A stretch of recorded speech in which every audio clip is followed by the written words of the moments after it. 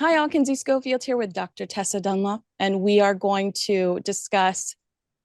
Well, Tom Quinn has a new book coming out, and the reason why I wanted to ask you about Wallis Simpson is because this book it quotes courtiers, and according to Quinn, some of the courtiers, when discussing Meghan Markle, said, "Oh no, we have another Miss Simpson on our hands," and it's not the first time people have compared Meghan and Wallis. My question to you would be, is it low-hanging fruit, divorced American women? Is there really anything to it? Meghan versus Wallis.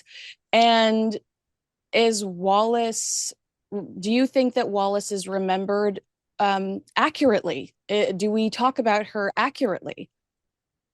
It's, it's really, It's a lot of yeah, questions. it's, yeah, it's actually a bit of a minefield. And I love your expression, low hanging fruit.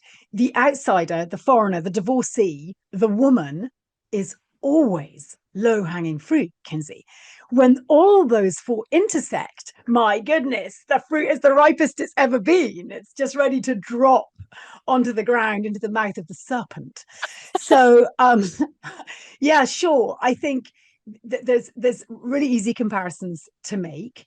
I am always interested in the way, historically, certainly for Wallis Simpson, she's portrayed as the villain, even as recently as in The Crown, where I felt them as a couple were 100% maligned. They really cranked up the Nazi drive. So Yep. the photographs were forefront, alongside Hitler. There we have Edward VIII with his interfering wife. And she was cast in a very unsympathetic, unattractive way.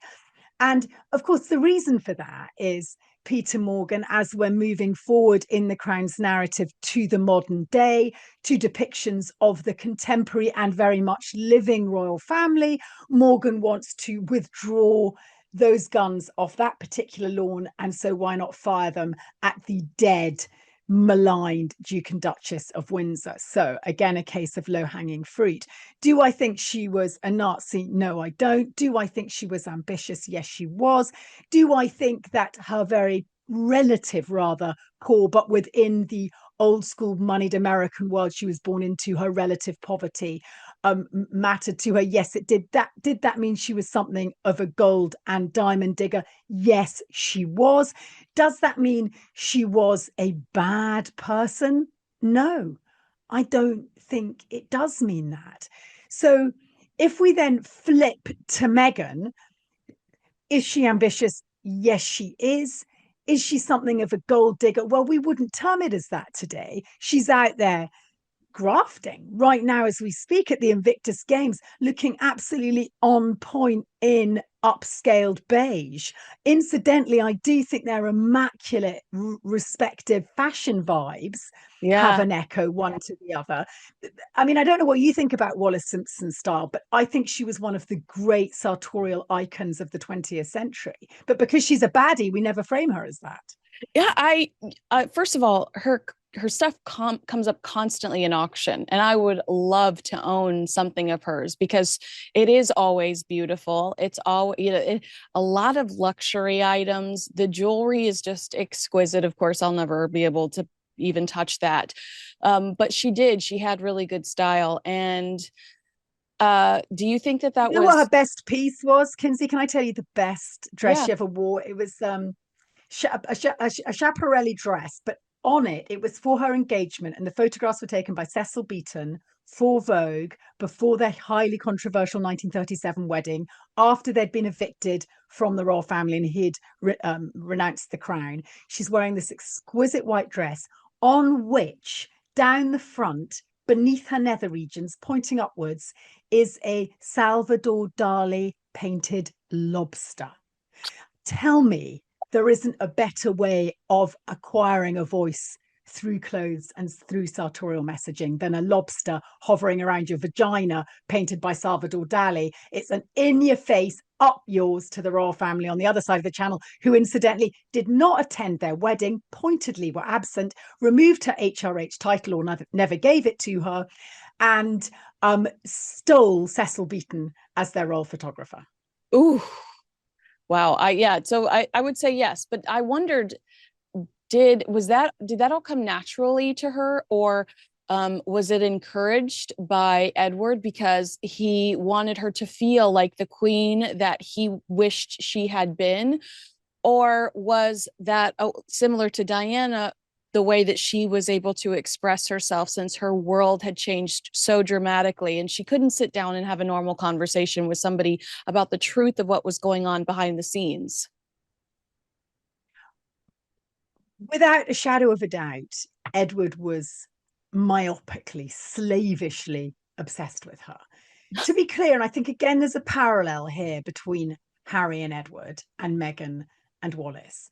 The tendency is certainly in Britain is to feel that in some way Wallis was culpable for Edward's decision to renounce the crown. That's not the case. Wallis said to him, do not abdicate. She left for France to get out of the firing line, and Edward decided he could not possibly reign in Britain without his wife by his side. He did what she told him not to do, and as a result, she ended up with a sort of eunuch instead of a king as a lover, a eunuch as a husband.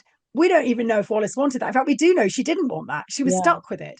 But we blame Wallis. And I know that I've spoken to 100-plus-year-old women a few years ago who said, oh, she stole our king, etc. She was framed as the baddie in the piece because Edward was charismatic, good looking, popular relative to his slightly gawky, awkward brother, George. Now, track forward to Harry, and dare I say William, but let's not get too personal with dear William, who's much improved with stubble. Look at Harry, popular, princely, charismatic. We love our Harry. So it's very, very easy to blame his departure on Meghan, is it not? To frame her as the baddie, as the witch. But have we've all heard and felt like Prince Harry did not like the what he saw for his future. I think he was uninspired, right? Yeah. I do think that it's important that we remember that, because even some of Meghan's biggest critics will admit that Meghan was his ticket out. She wasn't the vehicle, but she was his ticket. She was his ticket. Now, the difference between her and Wallis, I think, speaks to the different era that we're in. Yeah, Meghan gets to go down the aisle and nobody even cocks a glance sideways at the fact that she was already divorced. He was a divorcee, marrying, granted not an heir to the throne, but nonetheless a significant son of the future king. Meanwhile, Wallis Simpson, twice divorced with 2 living husbands, as was pointed out by the royal family, found that she was cold-shouldered because social mores were very different back then, and it was deemed utterly 100% incomprehensible and impermissible. So in other words, Meghan got what Wallis couldn't have because times have changed. And also Camilla and Charles were both divorced. The man who walked her down the aisle was divorced. But the other thing that's changed hugely is women's professional role. While Wallis loved Edward as a lover with his massive, great big royal jewels that he dumped on her, and he cut a really good deal for himself, by the way, on departure from Britain, which was left relations very sore between him and his brother. There was plenty cash for Wallis's wardrobe and her costumes and her jewelry, whereas for Meghan, she's got to work using Harry's titles and the princely status that he's gifted her, but nonetheless she's got to graft to make good or to realize that sort of royal success story. For Wallis, she was gifted it because women didn't work then. There wasn't social media or streaming networks. She wasn't an actress, so she couldn't suddenly become a sort of Hollywood siren. So the options available to Wallis were considerably reduced. But on the other hand, Edward came with far greater wealth. Yeah. Oh, I want to read this quote to you from Tom Quinn's book. It says, Meghan Markle had a typically American view of the royal family before she joined it.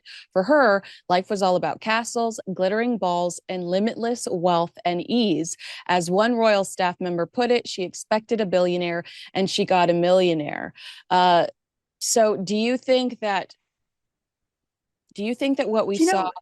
Well, I was just going to say, do you think what we saw after Meghan and Harry left was them realizing that or Meghan realizing that there was not an endless flow of money, panic, sign on the dotted line?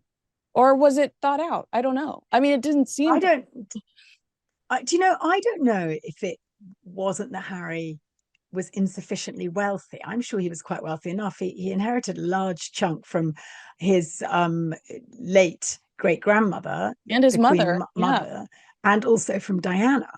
I think it was the lack of freedom or the shackles attached to the money that grated with Meghan, who was used to having her own voice and her own truth. However annoying we, and yes, I include myself, may sometimes find that truth and voice. Okay, it's really funny because I'm often derided as being, oh, this nightmare, gross Sussex crazy.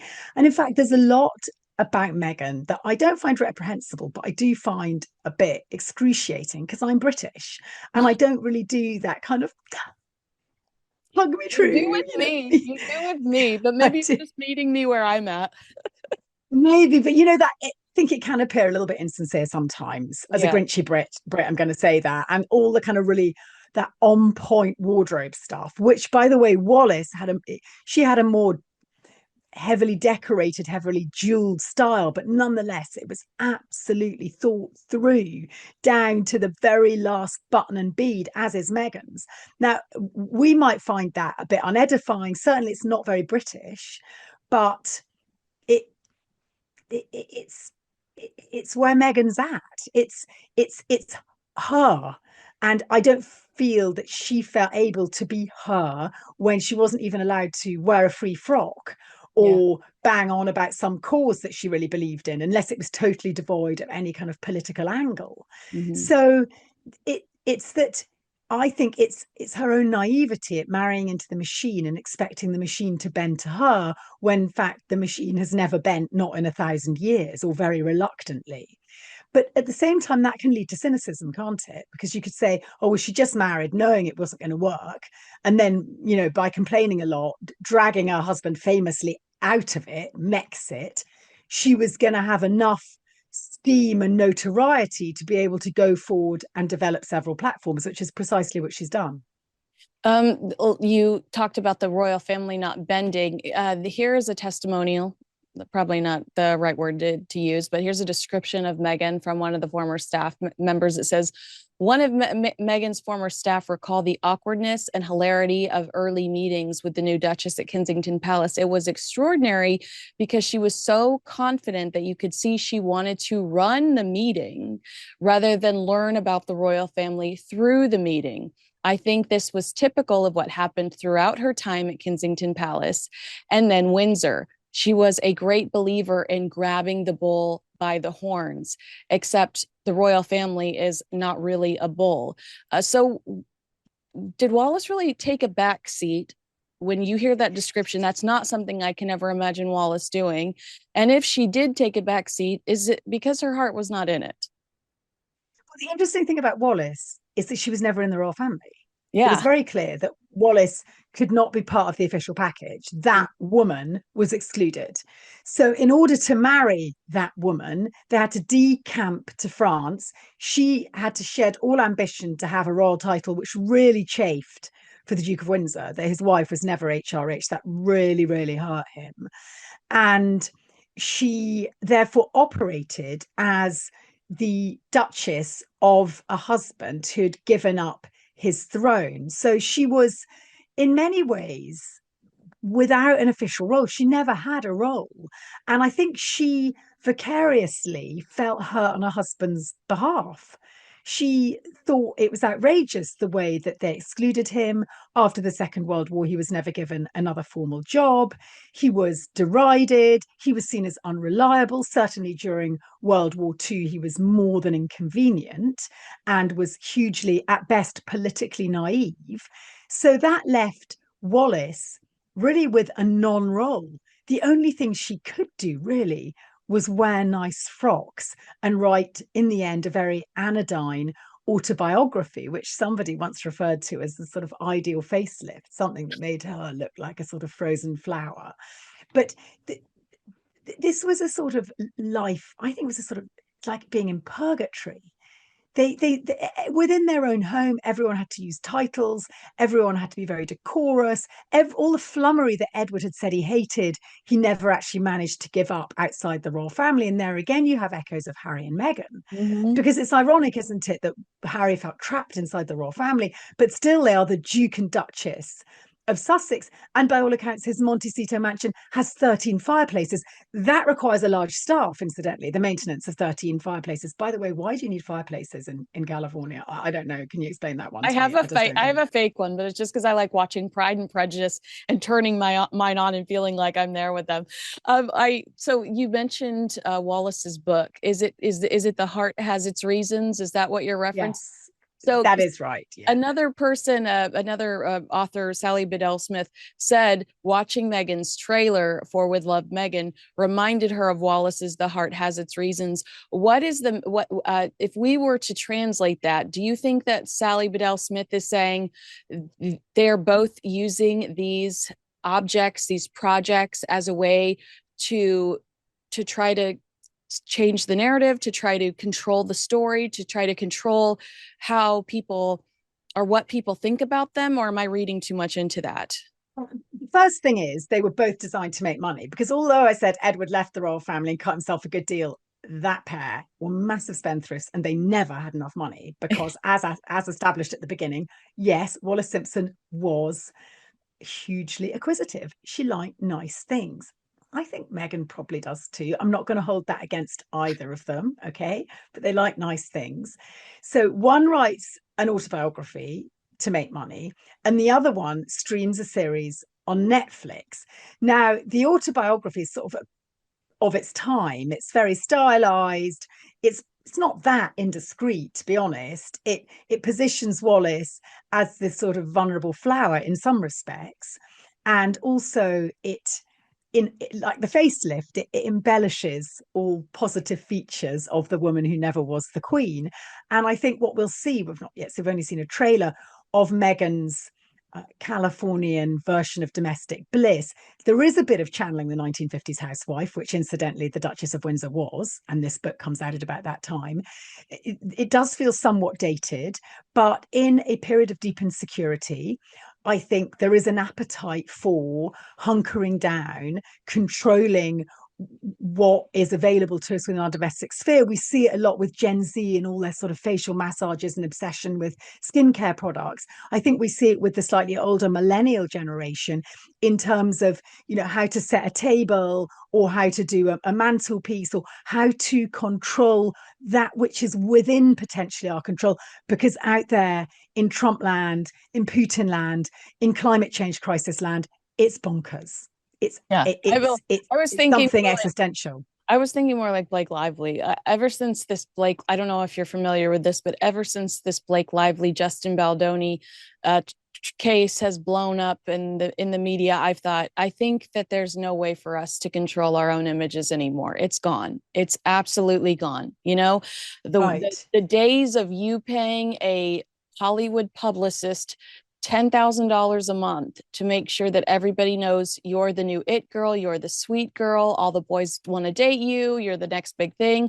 They're over. It's just, and it's TikTok that controls the world. It's algorithms, it's analytics, it's no longer the press release or the whisper at a hotel lobby bar that you got to check out the newest thing. And I think that that's what Meghan and Harry are struggling with, because I think that the palace, we also saw it with Catherine. The palace couldn't control what everyone was saying about Catherine after she had her abdominal surgery, which turned into cancer.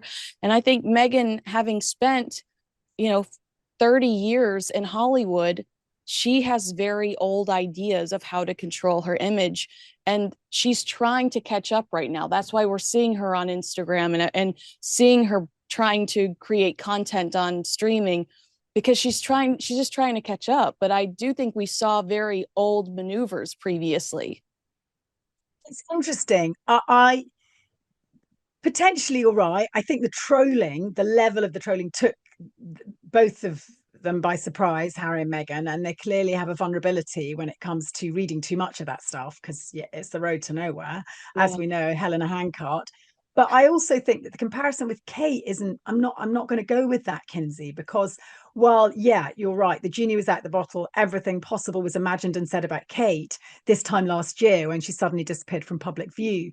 What's happened since is the very clear reframing of Kate within the palace walls. So True. this almighty institution, there she is as a future wife to the head of state, hugely protected, and actually because of her own personal journey on track to sainthood, really, in Yeah. this country. Yeah. You cannot touch Kate. Right. Now, Meghan, no matter how much she hugs people and says, oh, I'm doing good in the California wildfires, because she is not protected by an institution of state, is always going to be questioned about, and how are you going to make money out of this, Megs?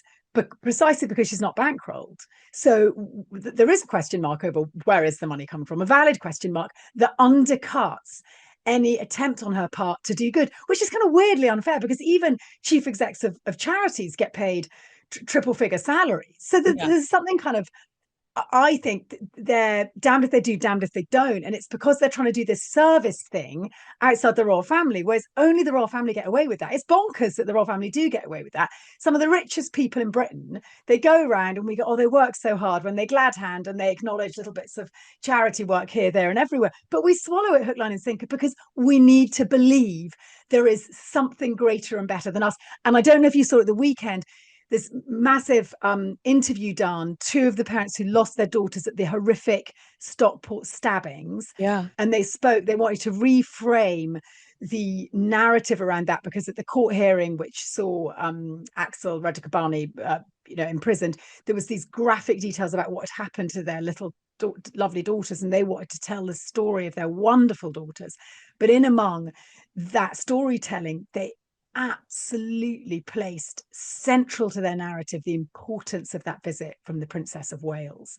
They made it really clear that Oh. for them was a touchstone in their journey, Oh. something, almost you got that feeling of, the medieval monarch who healed, and there was that kind of vibe coming off these bereaved parents' stories and the impact of being visited by the so too vulnerable post-cancer princess. And it was profound, and it served to underline the importance of the royal family in our nation's story, and by default, the no man's land that Harry and Meghan find themselves in.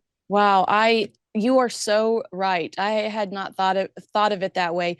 Do you think that they realized because I think that they would still have the magic of the royal family had they not been critical at all. But you and I both know realistically, no one would have given them the amounts of money that were promised to them had there not been some sort of guarantee that they would get an inside scoop, But if they had not been critical of the royal family, would Harry and Meghan still have that magic attached to them that would allow people to forgive them for trying to monetize their relationship with the royal family and show up and at I don't think thing? I don't think that was ever on the cards, because I think Harry was so angry. Yeah. So he had to get it out, and if he got paid for it at the same time, bully for Harry. He was proper angry in a way that you only can be with your dad and sibling. Mm. And the problem was, it was cast through the prism of an attack on our most revered ancient institution, even though we all know jolly well it's hugely flawed. And that meant that Harry tripped himself up before he even began his journey into this land of the free in America. But I think the bigger issue for them is how you have as your central raison d'etre a do-gooding, a philanthropic thrust, if you also have to earn money. Bill Gates became a philanthropist after he earned his billions. Mm-hmm. Okay, so how do you do it at the same time? It's a contradiction in terms. What is that expression? It's harder for the rich man to pass through the eye of a needle than it is to, it's harder for a rich man to enter heaven than it is for a camel to pass through the eye of a needle, or some ridiculous biblical expression. We are cynical about people who have high profiles, who also are trying to own or wear the clothes of the philanthropist. Mm-hmm. It's true. So when you look at the Wallis Simpson and Meghan Markle comparisons, some are fair. That's what I've taken away from this. Some are fair. Yeah, they were upscale glamour, the pair of them, in a way that is hugely un-British, Kinsey. I made a special effort today. I've curled my hair and there might just be a few creases in my dead father's shirt. But the truth is that we don't do upscale glamour in that old style American way that is, I think, the USP of your nation, not ours. And I think we find it a bit alienating and a bit too curated. And I mean, I like it, but it's very American. Yeah. And that definitely is a similarity, the sartorial style and the money required to maintain that level of style, and the designers and the, nothing comes for free. We know that. I also think the divorcee point, the idea of them being framed as the controlling woman, it's not necessarily true. I think the one thing we've overlooked is that in both cases, their royal husbands were myopically obsessed with them. And I think there might be something to be said for the men being more in love with the women than the other way around in both cases. Wow, that is, I can't imagine somebody giving up their title for me. That would be, we always have this conversation. Sounds so romantic, but it also sounded like she was living a nightmare. A lot of pressure on Meg's, but I'm not sure that Meg's is as upset. Maybe I'm wrong. Well, I was talking Maybe about I'm wrong. Wallis. I think Meghan's having a way better Oh, time right. than Wallis was. I Yeah, think but do you think, I think she's having a way better time, but do you think that Meghan is as in love with Harry as Harry is with Meghan? no, no, I rest my case. no. I think you hit the nail on the head there. Well, are we more sympathetic towards Wallis today than they were back then, or do we still villainize her? And sometimes I mean, Oh, I just talked to, um, I've talked to several people that Andrew Morton wrote a book about how he thought she was sleeping with the Nazis. Like there are still people that do not we are like. really unsympathetic, even though by today's standards, being divorced a couple of times is absolutely de rigueur, darling. We make out that she had some kind of weird sexual fetishes when, in fact, when she was in China with her first naval husband, Spencer, some ghastly aristocrat who drank too much. We never see her as the beaten woman or the subjected woman. We always see her as the villain. There was the Traitor King book that was also written about Edward, making him out to be the real villain of the piece, when the truth is that Edward and Wallis Simpson placed their love higher than their job or Edward's job as head of state. Now, you could see that as treacherous, or you could see that as highly romantic. And Harry and Meghan did the same. Harry didn't have the same big gig. He wasn't ever going to be king, but he placed his relationship with Meghan above that. The problem is because they've gone out there and sold that narrative to make money in their brave new world, it has sullied the moral high ground. But both of them, they are women, and we see them as scheming because ultimately they stole two of the most attractive, charismatic royal players from the modern royal family in the 20th and 21st centuries. And Britain will find that always hard to forgive. Tessa, how can people follow you? Tell me about your YouTube channel. Oh, I'm about to properly start my YouTube channel. Did I you know know. that? I I did. know, but That's it why hasn't. you would We have told me about yes, it. but we haven't got enough content to launch. Do you know? Okay. Making Okay. So, content so because this is apparently what you have to post every day. in the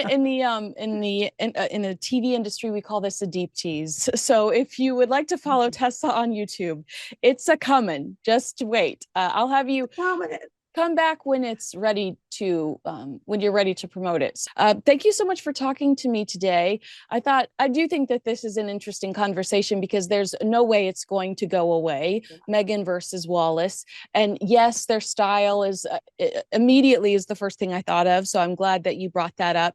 And you're right. I think it's important that we see both sides and digest both sides, but before we make any extreme judgments, because Wallis did have a tough past, and I don't know if we acknowledge that when we talk about her and when we're highly critical of her. It is important to say that, I mean, her first husband beat the living hell out of her, didn't he? he was a drunk. I Yeah. mean, if anyone's been married to a drunk man. I think just finally, what they did was they came up against the rock that is the British royal family. And we know, British people know, whether you're a massive royalist or not, that that institution is flawed. But we do not want any foreigner telling us it's flawed or undermining it by squirreling away our key royal players, marrying them with the as divorced women. So they were on both of them hiding to nothing. It's akin to, your brother. He's a pain in the neck. He does your head in. But if someone tries to take him on or criticize him, suddenly, yeah, exactly it. That's exactly it. And that's what they've done. They've attacked our sibling. That's what it feels like when they attack the royal family. That's right. I look for any excuse to give someone a knuckle sandwich. So don't mess with my little brothers. Agree with us, disagree with us. Let us know in the comments below. Make sure you like, subscribe, and share this video with a friend. And Tessa will be back to promote her new YouTube channel soon.